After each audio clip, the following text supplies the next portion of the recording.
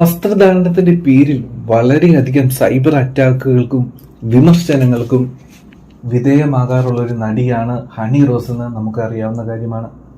ഈ അടുത്തിടെ തന്നെ ദ്വയാർത്ഥ പ്രയോഗങ്ങൾ ഹണി റോസിനെതിരെ ബോച്ചെ പ്രയോഗിക്കുകയും അവസാനം ബോച്ചയുടെ അറസ്റ്റിലേക്ക് വരെ കാര്യങ്ങൾ എത്തുകയും ചെയ്തിട്ടുണ്ട് എന്ന് നമുക്കറിയാം. ഇപ്പോൾ ഇതുമായി ബന്ധപ്പെട്ട് ചില സ്റ്റേറ്റ്മെന്റുകൾ ഹണി റോസ് പറയുകയാണ്. വളരെ ശ്രദ്ധേയമായി മാറുകയാണ് ഹണി റോസിന്റെ വാക്കുകൾ.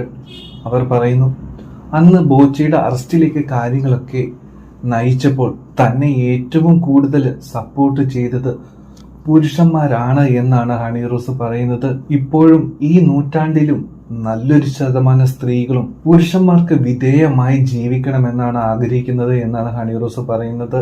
കുടുംബത്തിന് യോജിച്ച വസ്ത്രം ധരിച്ചുകൂടെ, പൊതിഞ്ഞു കെട്ടി നടന്നുകൂടെ, അങ്ങനെ കുടുംബത്തിന് യോജിക്കുന്ന രീതിയിൽ നടന്നുകൂടെ എന്നൊക്കെയാണ് ഇപ്പോഴും സ്ത്രീകൾ ചിന്തിക്കുന്നത് എന്നാണ് ഹണി റോസ് പറയുന്നത്. താൻ ഉദ്ഘാടനത്തിന് ഇനി വരുന്ന വേദികളിൽ ചാണകമെറിയുമെന്നും ചീമുട്ട എറിയുമെന്നും ഒക്കെ ആളുകൾ പറഞ്ഞു. പക്ഷെ അതൊന്നും സംഭവിച്ചില്ല. അവിടെയൊക്കെ പുരുഷന്മാരാണ് വന്നുകൊണ്ടിരുന്നത്. അന്തസ്സുള്ള ഒരു പുരുഷന്മാരും ആ രീതിയിലൊന്നും പെരുമാറുകയില്ല എന്ന് ഹണി റോസ് പറയുകയാണ്. എന്താണെങ്കിലും സ്ത്രീകളുടെ ഈ ചിന്താരീതികൾ മാറണമെന്നാണ് ഹണി റോസ് പറയുന്നത്. താൻ ഇനിയും ഉദ്ഘാടന വേദികൾ സജീവമായി തന്നെ ഉണ്ടാക്കുമെന്നാണ് ഹണി റോസ് പറയുന്നത്. ഹണി റോസ് പറയുന്ന ഈ നിലപാടിനെ പറ്റി നിങ്ങളുടെ അഭിപ്രായങ്ങൾ കമന്റ് ചെയ്യുക. സ്ത്രീകൾ പുരുഷന്മാർക്ക് വിധേയമായി ജീവിക്കുന്ന കാലമൊക്കെ പണ്ടേ കഴിഞ്ഞതല്ലേ?